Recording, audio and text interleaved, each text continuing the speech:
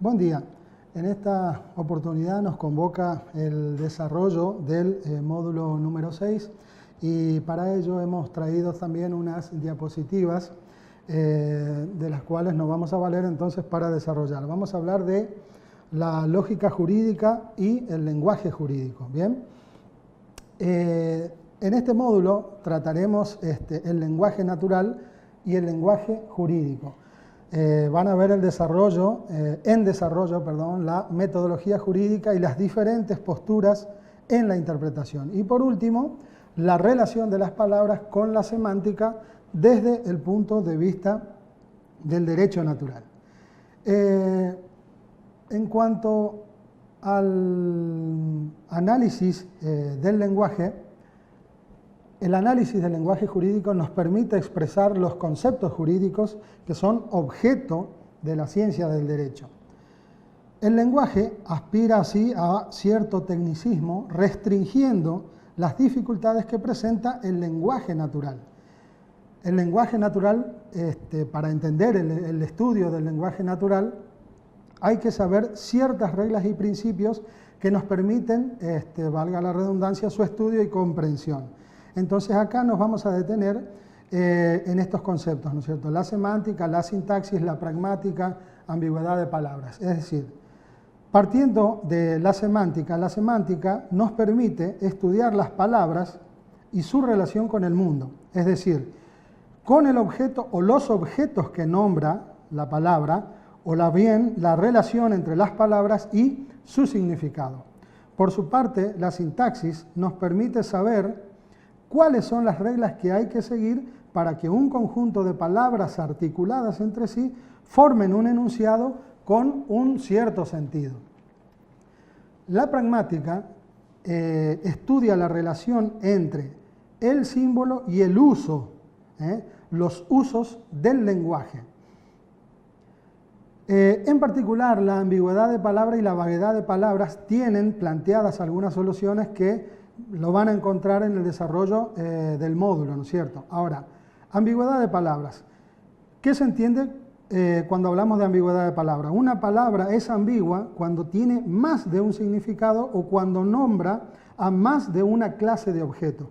Un ejemplo típico sería el de la palabra mesa, que tiene varios significados. Es decir, no es lo mismo decir que hoy se reúne una mesa examinadora o que se reúne una mesa de examen, que hablar de que sobre el mantel está colocado sobre la mesa. Bien, decía que la ambigüedad de palabras también plantea soluciones, ¿no es cierto?, que los distintos filósofos han expresado, así como la vaguedad de palabras. La vaguedad de palabras se nos presenta cuando la palabra no tiene un significado por sí, sino que solo tiene el significado que se le da. Es decir, la relación semántica entre las palabras y los objetos nombrados por ella, o sea, por la palabra, es imprecisa. Un caso paradigmático de vaguedad de palabra es aquel, por ejemplo, en el que se nombran cosas continuas, es decir, hablar de alto, de bajo, de joven o de maduro, es decir, alguien es más alto o más bajo depende de quién, o sea, será más alto respecto de una persona o más bajo respecto de otra, o joven respecto de una o maduro respecto de otra. Bien, el lenguaje también tiene una cierta textura que se la conoce como textura abierta del lenguaje. Debemos tener presente siempre que todas las palabras son potencialmente vagas, como consecuencia del desconocimiento que tenemos de las características que pueden llegar a tener en el futuro los objetos. Así podemos pensar y preguntarnos, ¿qué ocurre con aquellas características no consideradas que el objeto puede llegar a tener? Un ejemplo de ello sería, por ejemplo, la palabra agua. El significado científico o la definición científica de la palabra es precisa y tiene determinadas características definitorias, ¿no es cierto? El agua es líquido, insípido, incoloro, inodoro, con determinada composición química, determinado peso específico, punto de fusión, de ebullición. Ahora, ¿Qué pasaría si alguna vez aparece un elemento que tiene las mismas características, pero el punto de ebullición es 1000 grados? Entonces, en este caso, dudaríamos de la utilización o no de la palabra agua. Bien, el lenguaje jurídico, es decir, las expresiones normativas constitutivas del orden jurídico, están formuladas con términos que provienen del lenguaje natural. Y esto responde a los siguientes motivos. Primero, el derecho es una técnica de regulación de la conducta humana, estableciendo sanciones a fin de obtener el comportamiento deseado. Segundo, el contenido de la norma jurídica consiste en la conducta o comportamiento que debe o no, o que puede o no realizar el sujeto. Y por último, para que los sujetos puedan ajustar su comportamiento a la conducta que manda la ley, debe poder entender cuál es la formulación lingüística. Ello nos lleva a hablar entonces de la tecnificación del lenguaje jurídico, es decir, los juristas utilizan términos con la pretensión de que esos términos constituyan un lenguaje técnico especializado y susceptible de dar una definición precisa de lo que se pretende nombrar. Resulta a veces insuficiente el esfuerzo que realizan para precisar cuantitativamente las características que deben estar presentes para que el rótulo o el nombre que se le da a un concepto jurídico sea aplicable a una situación de derecho. Bien, hablando de la metodología jurídica, es decir, lo anteriormente manifestado, nos lleva a hablar de la metodología jurídica. El uso del lenguaje jurídico nos obliga a describir cuáles son los métodos de interpretación que utilizan los operadores jurídicos frente a un caso concreto y que deben aplicar el derecho.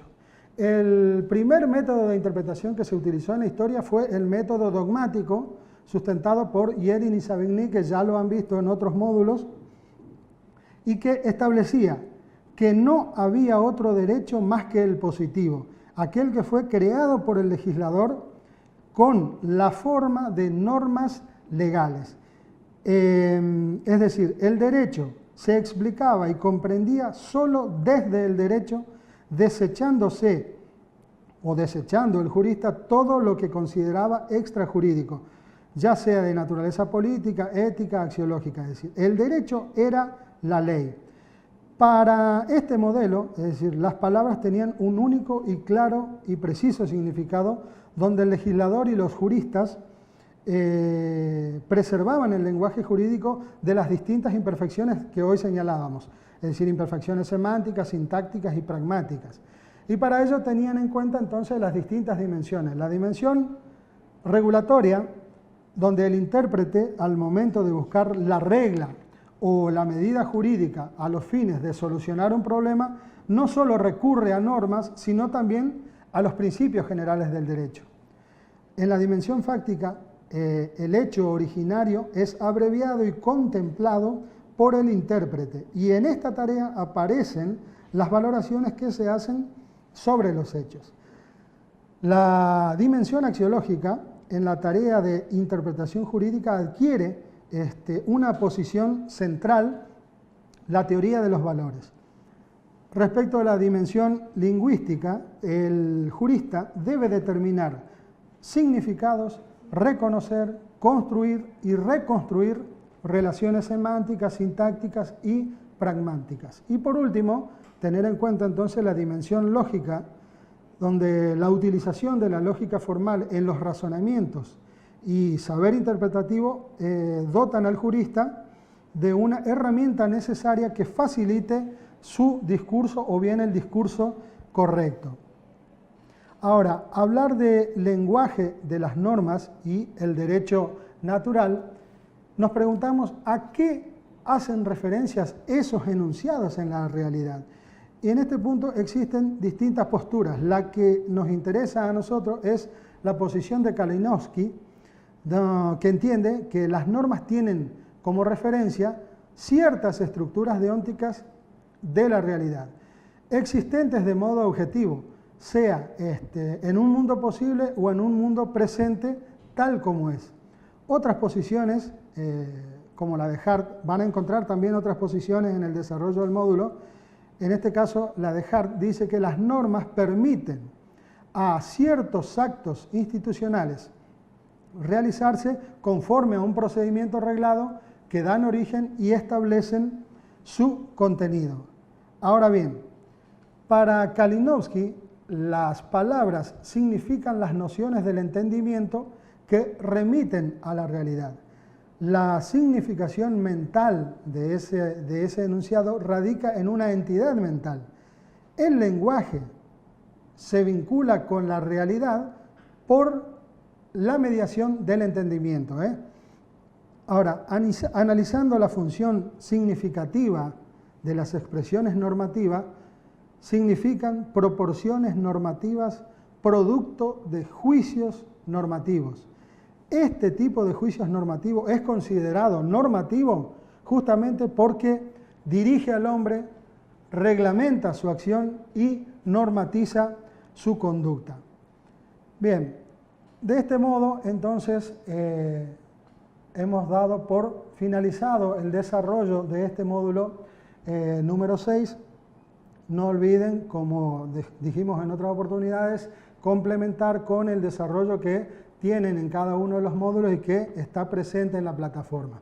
Nos encontramos para el desarrollo del módulo número 7. Hasta luego.